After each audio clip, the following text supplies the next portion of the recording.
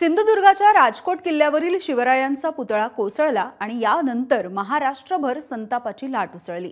राजकीय आरोप प्रत्यारोपांची सुद्धा मोठी लढाई आपण सगळ्यांनीच बघितलेली आहे आणि आता याच पुतळ्यावरून ठाकरे गटाचे आमदार वैभव नाईक यांनी नारायण राणे यांच्यावरती काही गंभीर असे आरोप केले आहेत। यासोबतच मोदींच्या हेलिकॉप्टरमधल्या इंधनावरून सुद्धा नाईक यांनी काही खळबळजनक असे आरोप केलेले आहेत। बघूयात।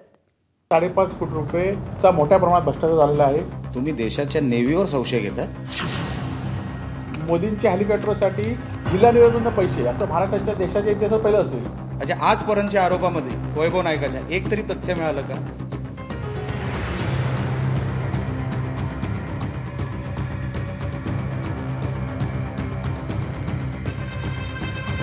ठाकरे गटातले आमदार वैभव नाईक यांनी आरोपांचा बॉम्ब फोडलाय आणि तोही खासदार नारायण राणे यांच्यावर। सिंधुदुर्गच्या राजकोट किल्ल्यावर शिवरायांचा पुतळा कोसळला आणि संपूर्ण महाराष्ट्रात संतापाची लाट उसळली। या पुतळ्याच्या कामात मोठा भ्रष्टाचार झाला आणि तो पैसा नारायण राणेंनी निवडणुकीमध्ये वाटला असा सनसनाटी आरोप वैभव नाईकांनी केलाय। इतकंच नाही तर मोदींच्या कार्यक्रमात झालेल्या खर्चामध्ये सुद्धा घोटाळा झाल्याचा आरोप वैभव नाईकांनी केलेला आहे।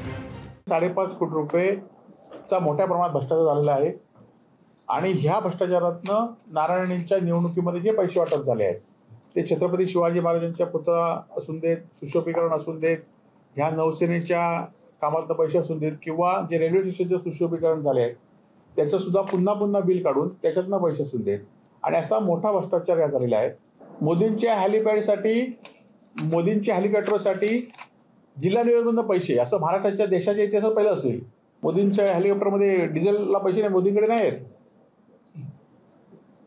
असं पहिल्यांदाच आहे की हे लेखी पर दिले त्यांनी। मोदींच्या हेलिकॉप्टरमध्ये डिझेल भरण्यासाठी जिल्हा नियोजन पैसे दिले।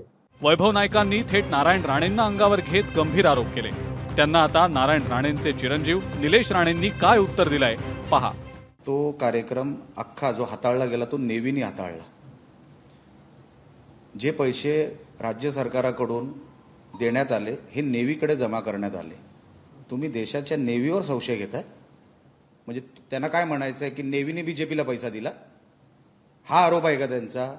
त्यांनी सांगावं। म्हणजे काही या माणसाने बोलावं, कोणी बिंडोक उठणार आणि सांगणार रिकाम टेकडा की असं झालं तसं झालं। अरे बाबा पुरावे दे ना। म्हणजे आजपर्यंतच्या आरोपामध्ये वैभव नाईकाच्या एक तरी तथ्य मिळालं का? वैभव नाईकांच्या आरोपांनी मोठी खळबळ उडालेली आहे आणि त्यावर राणे कुटुंबानं संतापही व्यक्त केला आहे। येत्या महिन्याभरात विधानसभा निवडणुकीचं बिगुल वाजेल तेव्हा सुद्धा आरोप प्रत्यारोपांचा खणखणाट होणार आहेच।